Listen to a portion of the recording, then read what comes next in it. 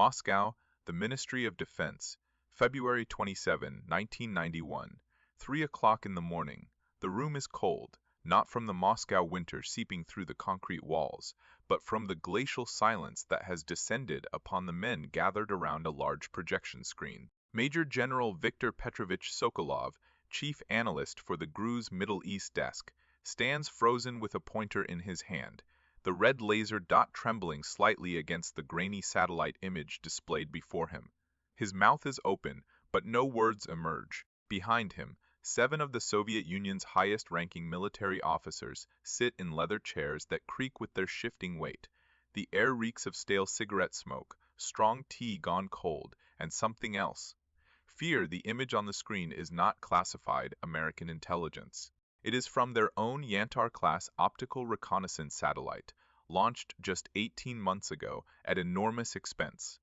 The Kremlin had touted it as proof that Soviet space technology could match anything the Americans possessed. Now, that same satellite is delivering images that no one in this room wants to believe.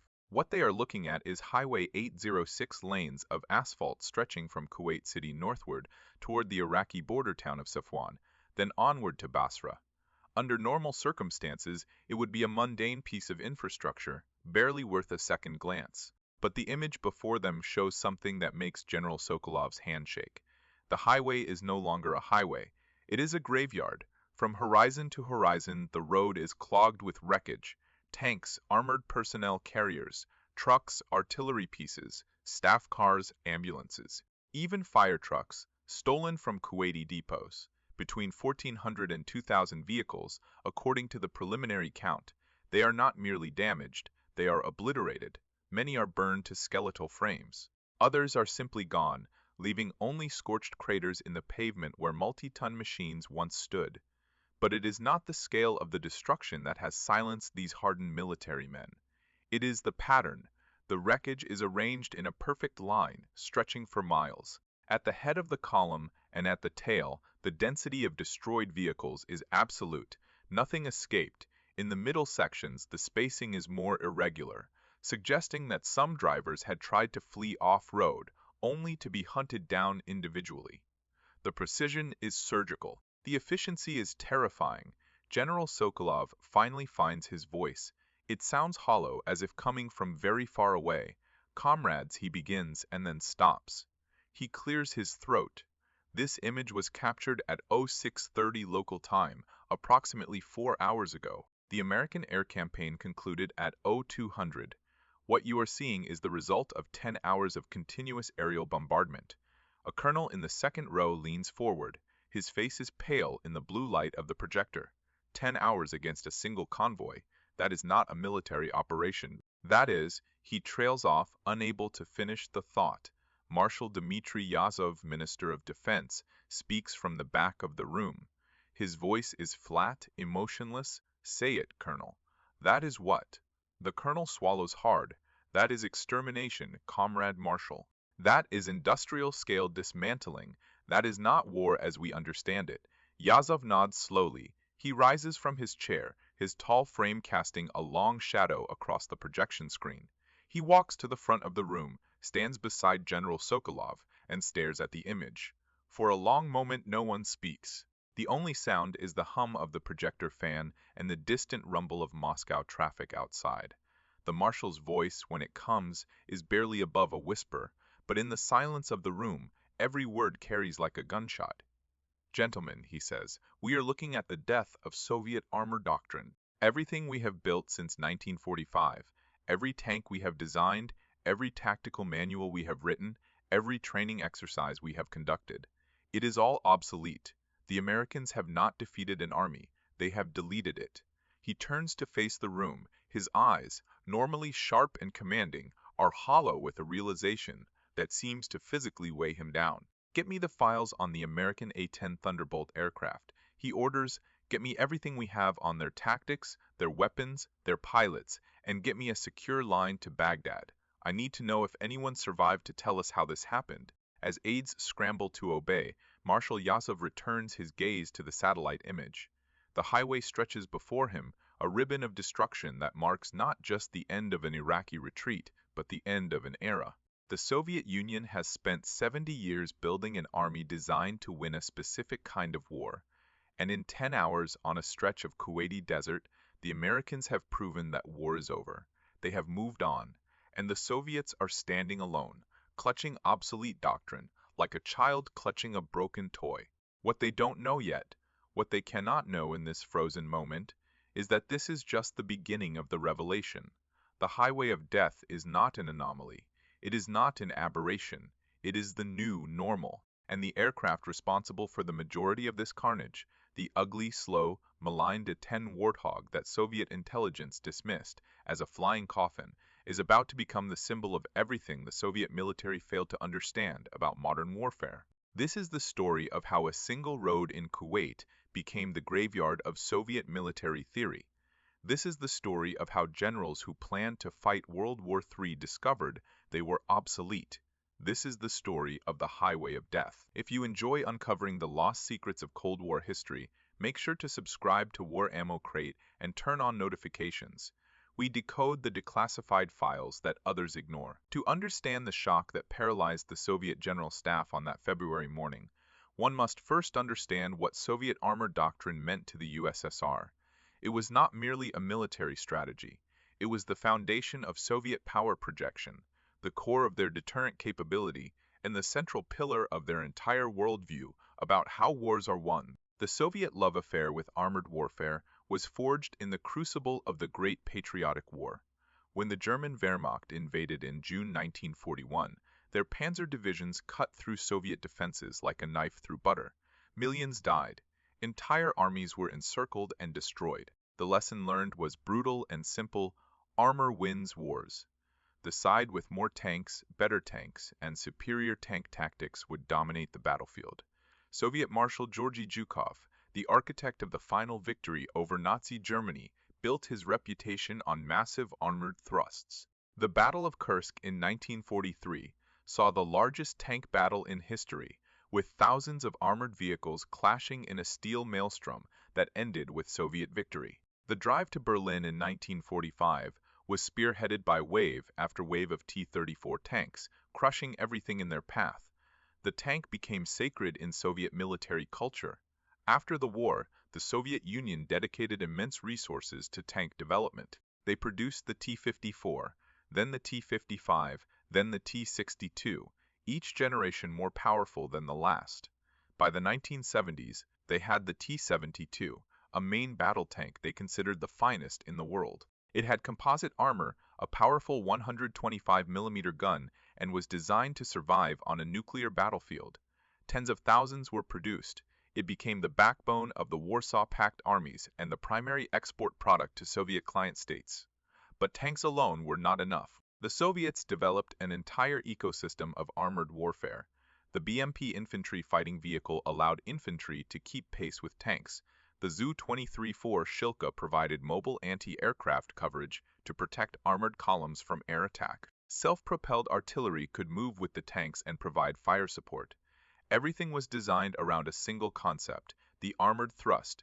Soviet doctrine envisioned war with NATO as a massive armored offensive.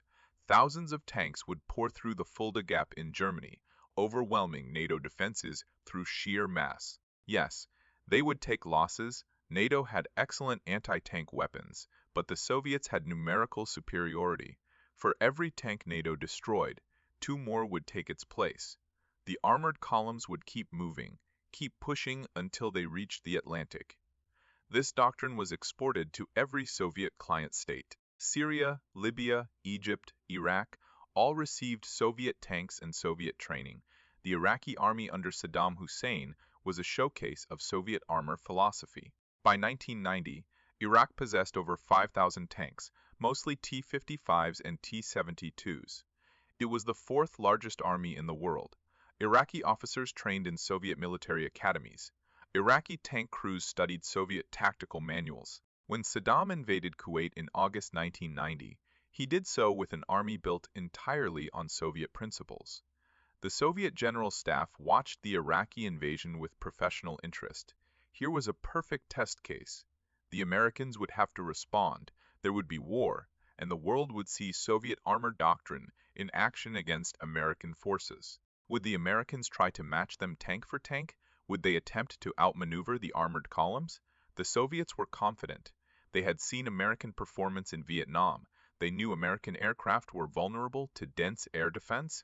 They believed that when the steel met steel, Soviet-trained tank crews would prevail. They were about to be proven catastrophically wrong. When the American air campaign began on January 17, 1991, the Soviets were surprised but not alarmed. Yes, the Americans had air superiority. Yes, they were bombing strategic targets, but air power alone had never won a war. Eventually, ground forces would have to engage, and then the tanks would matter. For 5 weeks, American aircraft pounded Iraqi positions. The Soviets received reports from their military advisors in Baghdad. Iraqi air defenses were being suppressed. Communications were disrupted, but the Republican Guard divisions, the elite armored units equipped with the best Soviet tanks, remained largely intact. They were dug in, waiting for the ground war. Soviet analysts predicted that when coalition ground forces advanced, they would face determined resistance. The battle would be costly but manageable. Then, on February 24th, the ground war began. The Soviet military attaches in Baghdad waited for reports of massive tank battles, of armored clashes that would vindicate decades of Soviet military theory. The reports they received instead described something impossible.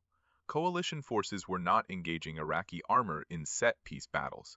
They were bypassing it. American M1 Abrams tanks and British Challenger tanks were moving at speeds the Soviets considered reckless, cutting through Iraqi lines as if they weren't there. Iraqi tank crews, disoriented by weeks of bombardment and unable to communicate with higher command, were surrendering en masse without firing a shot. But worse than the ground advance was what was happening from the air. The first fragmentary reports came from Iraqi army units stationed south of Kuwait City. They described aircraft attacks unlike anything in Soviet tactical doctrine. These were not high-altitude bombing runs. These were not supersonic fighter sweeps. These were low, slow, deliberate attacks by aircraft that seemed immune to anti-aircraft fire. An Iraqi tank commander radioed his headquarters in a panic. His entire column was being destroyed by an aircraft he described as a cross. It flew so low he could see the pilot. It moved so slowly it seemed to hover. His Zu-23 4-Shilkas were firing thousands of rounds per minute at it. He saw hits. He saw pieces fly off the aircraft. But it did not fall. It simply turned, came back, and with a sound like tearing canvas, destroyed another tank. Soviet intelligence analysts read these reports with increasing confusion. What kind of aircraft could sustain battle damage and keep flying? What kind of pilot would fly slowly at low altitude directly into anti-aircraft fire? It didn't make sense. Modern aircraft were fragile. A single hit to the engine or fuel system meant catastrophic failure.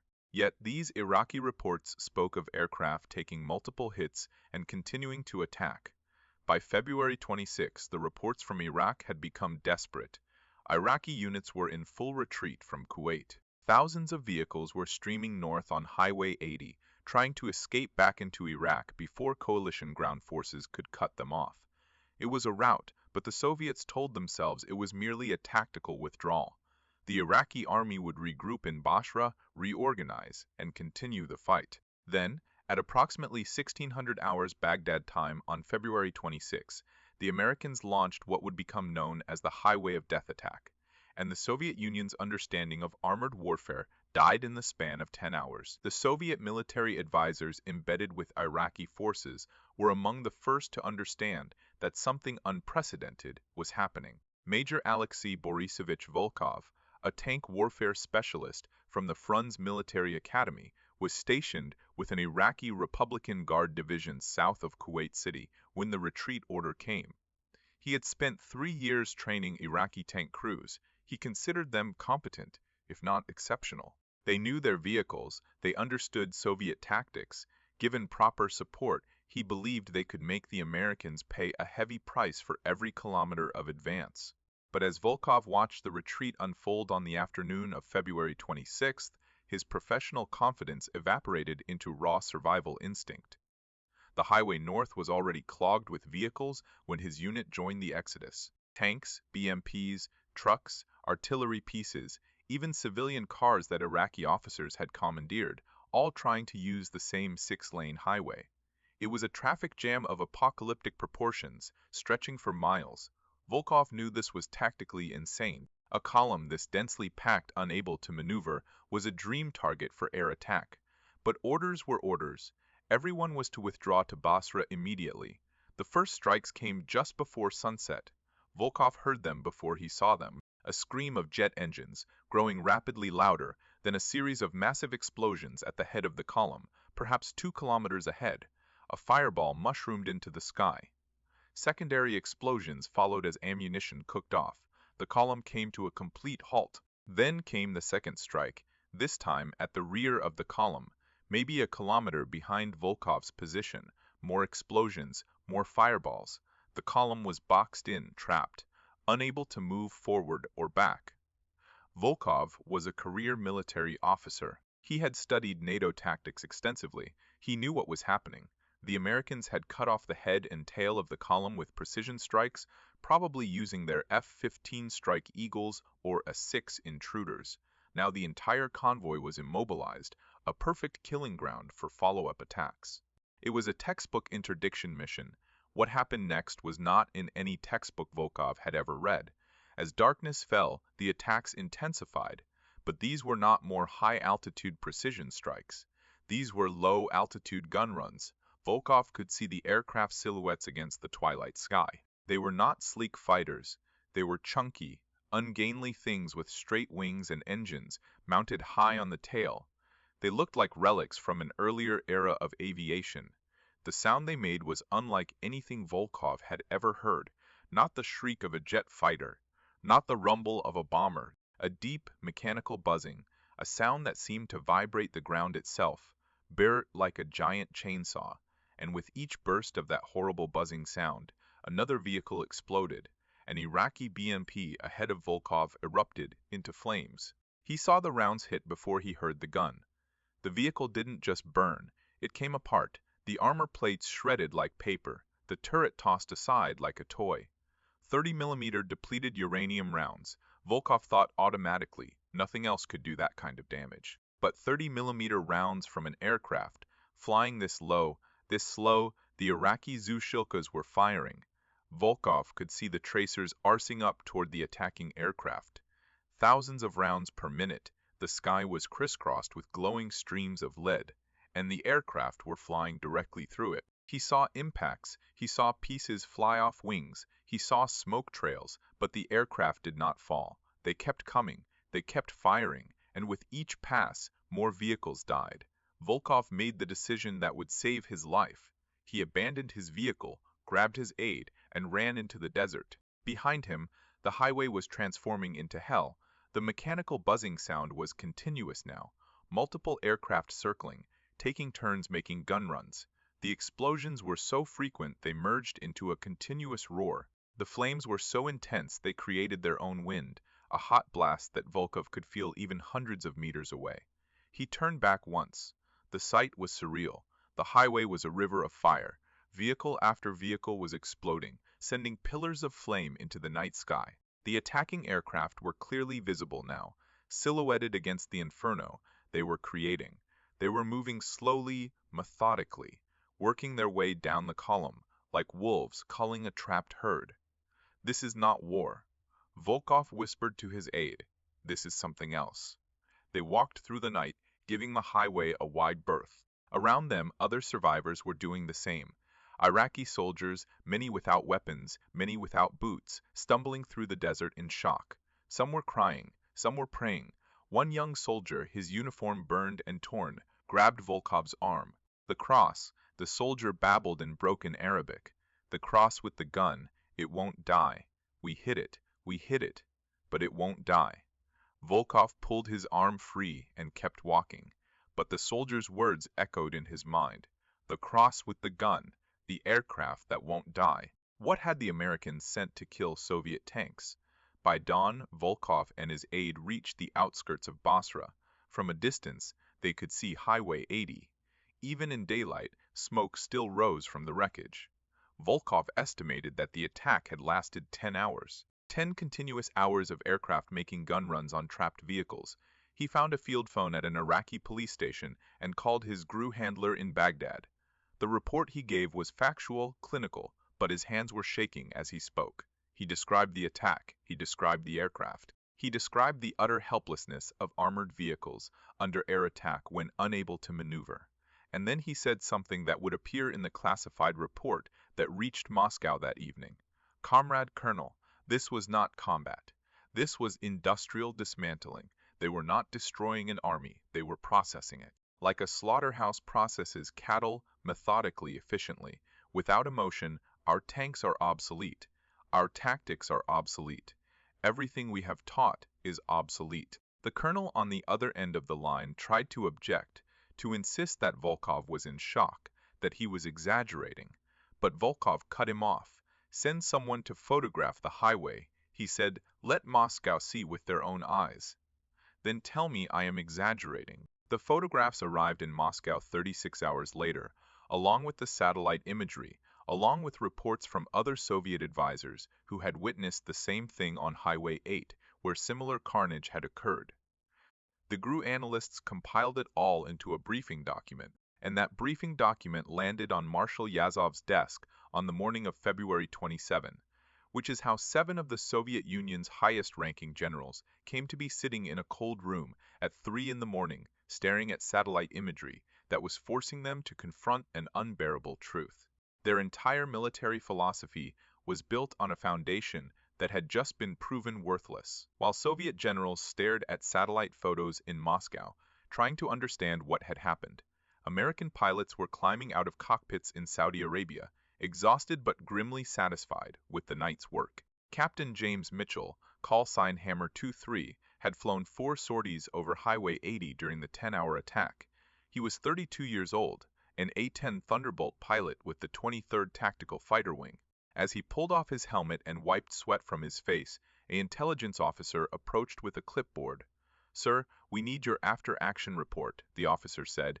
Mitchell nodded, still too wired from adrenaline to feel the fatigue that would hit him later. He described his missions in the clipped professional language of military aviation. But there was one moment that would stand out when the transcripts were later analyzed. "4th sortie, approximately 0300 local," Mitchell said. "We were working the middle section of the column, high concentration of armor. I counted at least 20 T-55s, maybe a dozen BMPs. They were firing everything they had. Triple alike I've never seen. It was a wall of steel." The intelligence officer looked up from his notes. "Did you take hits?" Mitchell nodded. "Affirmative, multiple hits. I felt the impacts." RSO confirmed we had damage to the starboard wing and fuselage, but the bird kept flying. He paused, choosing his words carefully. "Sir, I shot down tanks tonight. Not bombed them, shot them down. With the gun from 300 feet, and I walked away. That shouldn't be possible." "Why not?" the intelligence officer asked. "Because modern warfare isn't supposed to work that way," Mitchell replied. "You're either too high for them to hit you, or you're low and you get killed. But we were low and they were hitting us. And we're still here. The A-10 isn't a plane. It is a flying tank." Mitchell's experience was repeated by dozens of A-10 pilots who flew missions over the highway of death, and his final assessment, the flying tank, would become the operational nickname that stuck.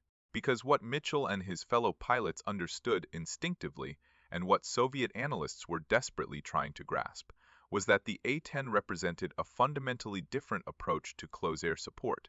The aircraft was designed in the 1970s by a group within the Pentagon known as the Fighter Mafia. They looked at the Vietnam War and realized that American air power had become too focused on speed and altitude. The supersonic jets were magnificent machines, but they were useless for supporting troops in close contact with the enemy. They were too fast to see targets, too fragile to survive ground fire, too expensive to risk in low-altitude missions. So the Fighter Mafia designed an antithesis, an aircraft that was slow, ugly, built around a gun so massive it defied conventional aircraft design. The GAU-8 Avenger cannon is 7 barrels rotating at high speed, firing 30mm depleted uranium rounds at a rate of 3,900 per minute. The gun is so large that the aircraft was literally designed around it. The fuselage had to accommodate the weapon. The nose landing gear was offset to make room for the barrels. The recoil was equivalent to one of the plane's engines, meaning every time the pilot pulled the trigger, the aircraft noticeably slowed down. To protect the pilot from the ground fire that would inevitably come during low-altitude attacks, the designers wrapped the cockpit in a titanium bathtub, 1,200 pounds of titanium armor, designed to stop 23mm high explosive rounds. It was a medieval concept applied to jet-age warfare. Every other modern aircraft relied on speed and maneuverability to avoid damage. The A-10 assumed it would get hit and was designed to survive. The redundancy built into every system was obsessive. 2 engines widely separated, so a single hit couldn't take out both. Manual flight controls as backup if the hydraulics were shot out, allowing the pilot to fly the plane using cables and pulleys like a World War II aircraft. Fuel tanks filled with foam to prevent explosions. A wing structure so robust that the plane could fly with half a wing missing. Soviet designers, when they finally obtained detailed intelligence about the A-10 specifications, were baffled. This was aerospace engineering going backward. Adding weight to achieve survivability was the opposite of every principle of modern aircraft design. The Soviets built fighters that were light, fast, agile. The Americans had built a flying bathtub with a gun, but on Highway 80, that flying bathtub with a gun proved devastatingly effective. The typical A-10 attack profile on the Highway of Death went like this. The aircraft would approach at low altitude, sometimes as low as 50 feet, following the terrain to avoid radar detection. The pilot would identify a target, usually a tank or armored vehicle. He would line up, dive slightly to bring the nose-mounted gun to bear, and pull the trigger. The GAU-8 would fire. The sound, that distinctive birr, was caused by the high rate of fire making individual shots blur together. In a 2-second burst, the gun would fire 130 rounds. Each round was 30 millimeters in diameter with a depleted uranium core. When they hit a tank, they didn't just penetrate the armor. They punched clean through, the uranium self-sharpening as it penetrated, turning the interior of the vehicle into a spray of molten metal and shrapnel. Crews died instantly. Ammunition cooked off. The tank became a fireball. And if the target's defensive systems fired back, if tracers and shells filled the air around the A-10, it didn't matter. The titanium bathtub protected the pilot. The redundant systems kept the aircraft flying. The A-10 would simply turn, line up another target, and fire again. Soviet analysts later calculated that on average, A-10 pilots achieved a kill rate of over 80%. 8 out of 10 ground targets attacked were destroyed. For Iraqi armor, this was apocalyptic. The T-55s and T-72s that Soviet doctrine depended on were helpless. They were designed to fight other tanks in set-piece battles. They had thick frontal armor to stop kinetic penetrators, but their top armor, never expected to face serious threat, was comparatively thin, and the A-10 attacked from above, raining down depleted uranium rounds that treated composite armor like tissue paper. The Zu-23 Shilkas, the mobile anti-aircraft systems that were supposed to protect the columns, were equally useless. They were designed to shoot down fast-moving jets at medium altitude. The radar-guided systems struggled to lock onto slow-moving targets close to the ground, and even when they did hit the A-10s, even when Soviet advisors confirmed seeing pieces of aircraft blown off, the planes kept flying. In the post-war analysis, Soviet engineers tried to understand how this was possible. They obtained fragments of A-10 aircraft from the battlefield. They studied the titanium armor, they calculated the ballistic properties, and slowly, grudgingly, they came to accept that the Americans had solved a problem the Soviets didn't know existed. The Soviets had built tanks to fight tanks. The Americans had built aircraft to kill tanks, and in the brutal mathematics of the Highway of Death, aircraft beats tanks when the tanks cannot maneuver, and the aircraft is designed to absorb punishment. Captain Mitchell, climbing out of his cockpit that dawn in February, probably didn't realize he was part of a revolution in military affairs. He was just doing his job. But his job had killed dozens of tanks, and every tank he killed was a Soviet tank, built on Soviet principles, crewed by men trained in Soviet tactics. The Highway of Death was not just an Iraqi defeat, it was a Soviet defeat, and the generals in Moscow were beginning to understand that. Moscow, the Ministry of Defense, February 28, 1991. Noon, the briefing room is packed. Not just the general staff, but analysts from the GRU, representatives from the tank design bureaus, even a delegation from the Ministry of Foreign Affairs. Everyone who matters in Soviet military-industrial complex is here. because what is about to be presented is not just battle damage assessment, it is an autopsy of Soviet military doctrine. General Sokolov stands at the podium, a stack of reports before him. He looks like he has not slept in 48 hours. He probably hasn't. Behind him, the projection screen shows an aerial photograph of Highway 80. The wreckage is easier to count in daylight. Staff officers have marked each destroyed vehicle with a colored pin on a map version of the image. The result looks like a child's dot-to-dot puzzle, except each dot represents tons of twisted metal and cremated crew members. Comrades, Sokolov begins, his voice hoarse.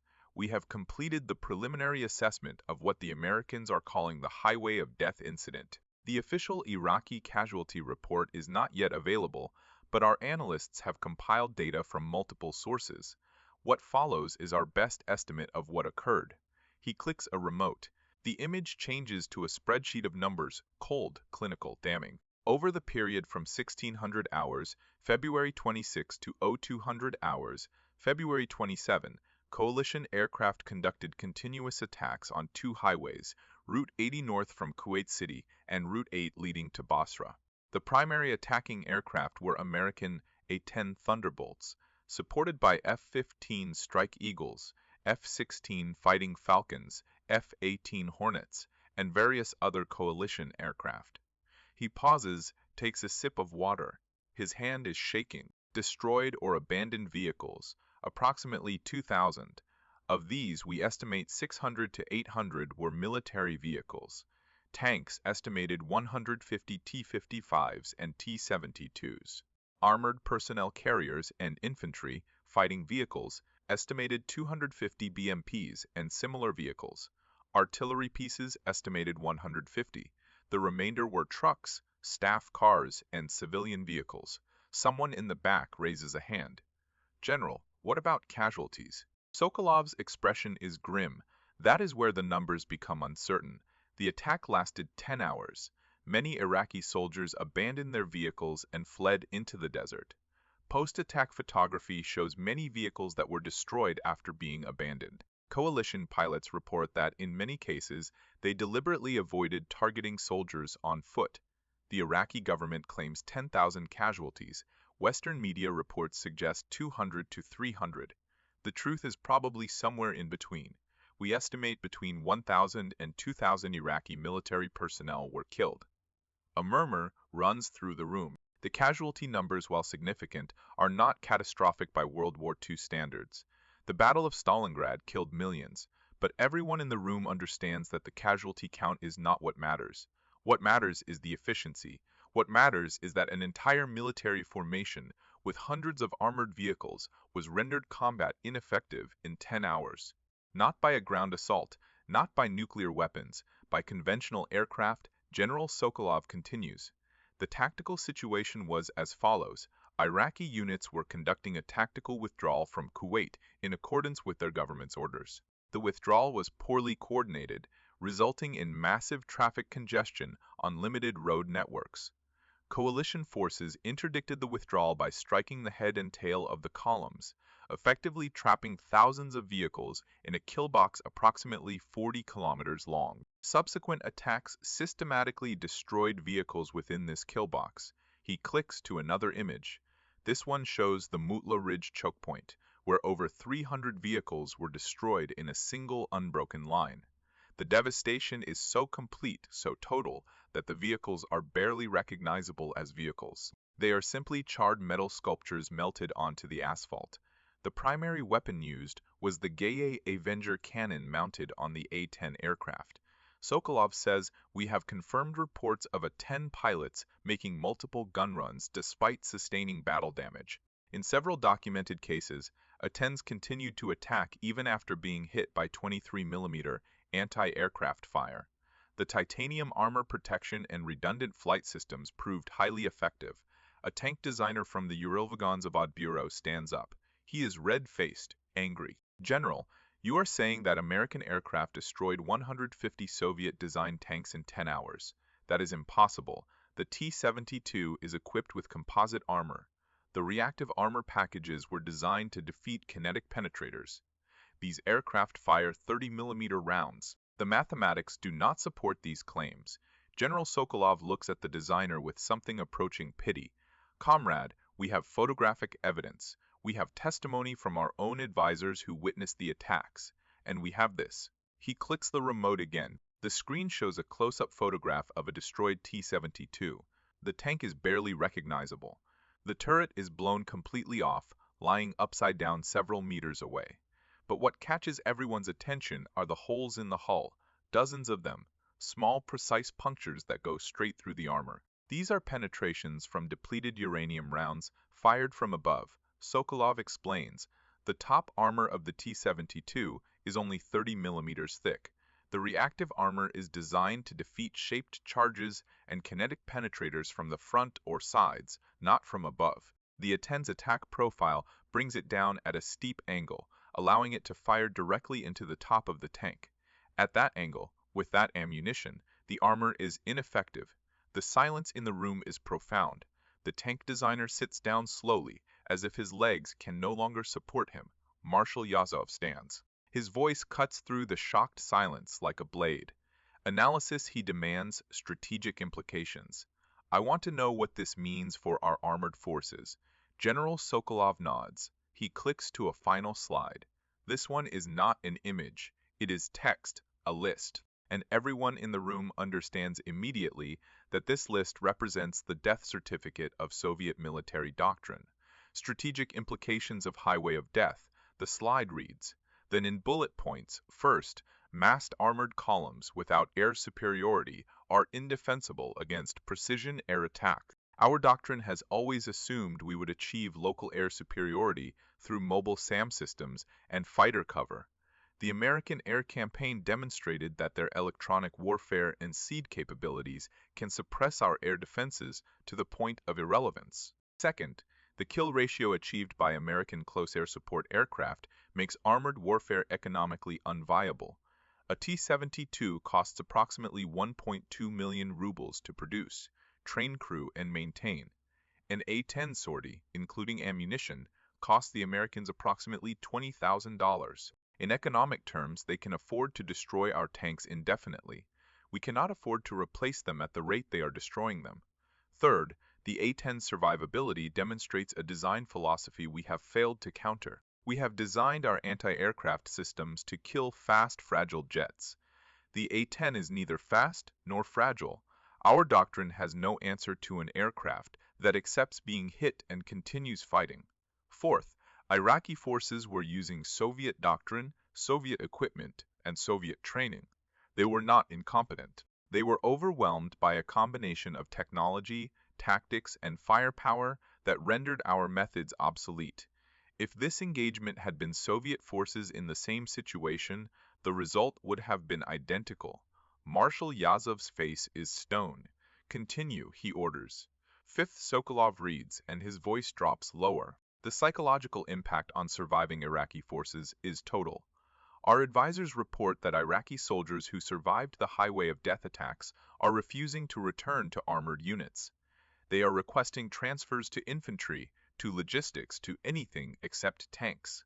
They describe the A-10 as unstoppable. They call it the cross of death or the gun that sings. This is not cowardice. This is rational assessment of survival probability. Our own troops, if faced with similar attacks, would likely react the same way. He pauses, then delivers the final point. 6. The export market for Soviet armored vehicles has effectively collapsed. Syria has already inquired about canceling pending T-72 orders. Libya is asking for refunds. Even our closest allies are questioning whether Soviet armor can survive against American air power. The economic implications are catastrophic. Tank production was a cornerstone of our military-industrial economy. That cornerstone has crumbled. The room erupts. Officers are shouting. Designers are arguing. Everyone is trying to speak at once. Marshal Yazov raises his hand, and the noise dies instantly. Comrades, he says quietly, arguing will not change the facts. The Americans have shown us that we prepared for the wrong war. We built an army to fight World War II. Again, they built an army to fight wars we cannot even imagine. The question now is simple. Can we adapt, or are we finished? No one answers, because everyone in the room knows the truth. The Soviet Union is collapsing. The economy is in freefall. There is no money to redesign tanks, no resources to retrain armies, no time to develop new doctrine. The highway of death is not just a military defeat, it is a revelation of systemic failure. And in that moment, in that crowded briefing room in Moscow, the Soviet military-industrial complex understands that it is already dead. It just hasn't finished falling down yet. In the months following the Gulf War, the Soviet Union attempted to salvage something from the wreckage of their military prestige. Tank designers went back to their drawing boards, trying to incorporate active protection systems that could shoot down incoming projectiles. Air defense engineers studied the A-10's attack profile, looking for ways to counter low-altitude threats. Tactical instructors rewrote manuals to emphasize dispersal and concealment over massed formations. But it was all too little, too late, and everyone involved knew it. By August 1991, hardliners and the Soviet government attempted a coup against Mikhail Gorbachev, trying to stop the reforms that were tearing the country apart. The coup failed, and when it failed, the Soviet Union itself began its final death spiral. By December, the USSR ceased to exist. The republics became independent nations. The mighty Soviet military fragmented into dozens of smaller forces. The tank factories of Kharkov and Nizhny Tagil found themselves in different countries. The officers who sat in that briefing room in February, who watched the satellite footage of the highway of death, witnessed something more than a military defeat. They witnessed the end of relevance. The Soviet Union had built its identity around military strength. Its entire political system was justified by the need to maintain a massive army to counter Western aggression. But the Gulf War demonstrated that Soviet military power was hollow, an illusion maintained by secrecy and propaganda. The moment it faced modern American forces in actual combat, it collapsed like a sandcastle in a tide. General Viktor Sokolov, who delivered that devastating briefing, retired from the military in 1992. In a rare interview with a Russian newspaper in 2003, he reflected on the highway of death and its aftermath. "We thought we were prepared for modern war," he said. "We had thousands of tanks, we had missiles, we had brave soldiers, but we had not understood that war itself had changed. The Americans were not just technologically superior, they were conceptually superior. They had reimagined what warfare meant in the late 20th century. And we were still fighting with 1940s doctrine. The highway of death was not a battle, it was a demonstration. The Americans were showing us, showing the world, that Soviet military power was obsolete. They were probably right. The A-10 Thunderbolt, the ugly, slow aircraft that Soviet intelligence had dismissed as too vulnerable for modern warfare, became the symbol of American air power dominance. Military historians would later estimate that A-10s were responsible for destroying over 900 Iraqi tanks during the Gulf War. More than 50% of all armor kills were attributed to this single aircraft type, and the A-10's loss rate was negligible. 6 aircraft damaged or destroyed in combat out of thousands of sorties, a survivability rate that defied Soviet understanding of aerial combat. The irony was not lost on Soviet analysts. They had spent decades building increasingly sophisticated anti-aircraft systems, the Sa-10, the Sa-11, the Sa-13, each generation more advanced, more expensive, more complex, all designed to shoot down fast-moving jets at medium to high altitude, and the Americans sent them slow-moving aircraft at low altitude that simply absorbed the damage and kept fighting. It was a perfect counter to Soviet doctrine, not by being more advanced, but by being more robust. The highway of death also changed how the world viewed Soviet military exports. Countries that had relied on Soviet weapons found themselves questioning their entire defense strategies. If T-72 tanks could be destroyed with such ease, what good were they? If Zushilkas couldn't stop A-10s, why buy them? The market for Soviet arms, already struggling due to economic changes, collapsed entirely. The factories that had produced thousands of tanks per year found themselves with no orders. Workers were laid off. Entire industrial cities dependent on arms production faced economic catastrophe. But perhaps the most significant impact of the highway of death was psychological. The Soviet military had always taken pride in its willingness to accept casualties. They pointed to World War II, where they lost 27 million people, but ultimately won. They argued that while Americans were casualty, Averse, Soviets were willing to pay the blood price for victory. This attitude informed their tactics. Mass, numbers, overwhelming force. Yes, losses would be high, but victory would be assured. The highway of death shattered this calculus. Because the Americans achieved total victory without suffering losses, the exchange ratio was not 10-1 or even 100-1. It was effectively infinite. Iraqi forces using Soviet equipment and tactics were annihilated while inflicting negligible casualties on their attackers. This was not a trade the Soviets could ever match. Their entire military philosophy was based on accepting losses. But what if the enemy did not accept losses? What if they had technology and tactics that made casualty exchange irrelevant? Former Soviet officers, in interviews years later, often returned to this point. One colonel, who had served in Afghanistan, put it bluntly: in Afghanistan, we learned that even primitive weapons in the hands of determined fighters could impose costs on a modern army. We thought this was the future of warfare, asymmetric guerrilla. But the Americans showed us there is another path. Overwhelming technological superiority that makes resistance futile. The highway of death was not a battle, it was an execution, and we had no answer to it. The legacy of the highway of death extended far beyond the immediate aftermath of the Gulf War. It influenced Russian military reform efforts throughout the 1990s and 2000s. When Russia invaded Georgia in 2008, they avoided massing armor in vulnerable columns, having learned the lesson of Kuwait. When they intervened in Syria in 2015, they emphasized air defense and dispersed formations, never presenting the kind of target that American A-10s had feasted upon in 1991. But more than specific tactical adjustments, the highway of death represented a moment of clarity, a moment when Soviet, and later Russian, military planners understood that they were no longer competing with the United States on equal terms. The gap was not just technological, it was philosophical, it was economic, it was systemic, and it was unbridgeable. The United States had moved into a new era of warfare: precision, sustainability, survivability.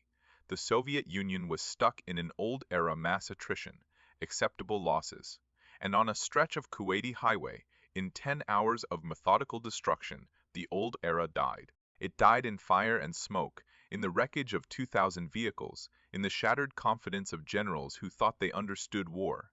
The A-10 Thunderbolt flew on. It served in Afghanistan.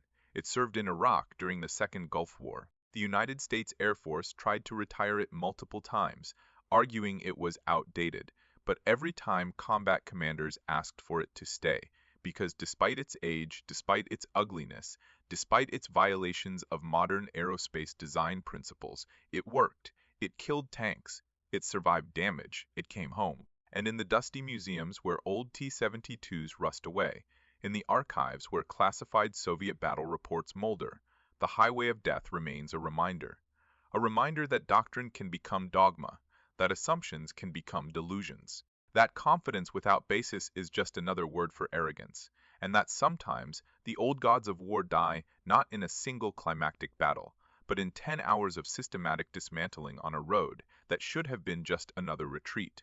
The highway is still there. Highway 80 Kuwait rebuilt it after the war. The wreckage was cleared away. The pavement was repaired. Today, civilian traffic flows freely along it: trucks, cars, buses, going about the ordinary business of commerce and daily life. But in a briefing room in Moscow, on a cold February morning, the satellite image of that highway marked the end of an empire's military relevance, and the men who saw that image knew in that moment that their world had already ended. They just had to wait for the rest of the Soviet Union to catch up to reality. The highway of death was not just about tanks destroyed or lives lost, it was about the death of confidence, the death of doctrine, the death of an illusion. Soviet military power revealed in harsh satellite imagery was not the unstoppable force that propaganda had claimed. It was vulnerable, obsolete, defeated not by a superior army, but by a superior understanding of how modern wars are won. And that understanding crystallized in the ugly lines of an A-10 Warthog, in the precision of guided munitions, in the integration of air and ground forces, in the willingness to build weapons that violated conventional aesthetics if they were tactically effective. That understanding was the true weapon. The highway of death was just where it was demonstrated, When the Soviet Union collapsed in December 1991, less than 10 months after the Highway of Death, Western analysts debated the causes: economic failure, political instability, nationalist movements, Gorbachev's reforms. All true. But in the restricted archives of the Russian Ministry of Defense, there is a report dated February 28, 1991, a report about satellite imagery of a highway in Kuwait. And in that report, one line stands out: "Our doctrine is dead. We do not know how to win wars anymore." The Highway of Death did not cause the Soviet collapse, but it revealed that collapse was inevitable, because an empire that cannot defend its allies, that cannot provide effective weapons, that cannot adapt to changing warfare, is an empire that has already fallen. It just needs time to finish the fall. The last A-10 pilots to fly combat missions in Afghanistan in 2021 returned home to bases in America. Some of those pilots had fathers who flew A-10s in the Gulf War, who flew over Highway 80, who saw the wreckage, who heard the radio calls from Iraqi units being destroyed, who understood even then that they were not just fighting a battle, they were ending an era, and somewhere, in the collective memory of the Russian military, the Highway of Death endures, not as a defeat, because Russia was not defeated there, but as a cautionary tale, as a reminder of what happens when you build an army to fight the last war, when you trust in doctrine over reality, when you believe your own propaganda about invincibility, the cross that killed Soviet armor, the gun that sang death, the highway where an empire's military pride was burned away, leaving only charred wreckage and uncomfortable truths. That is the legacy of the Highway of Death, and it is a legacy that changed how wars are fought, how militaries are organized, and how generals understand that no matter how many tanks you have, if the enemy owns the sky, your armor is just a collection of targets waiting to be serviced. The satellite does not lie, and what it showed on February 27, 1991, was not war as the Soviets understood it. It was industrial dismantling. It was the future, demolishing the past. It was the sound of an era ending, one burning tank at a time.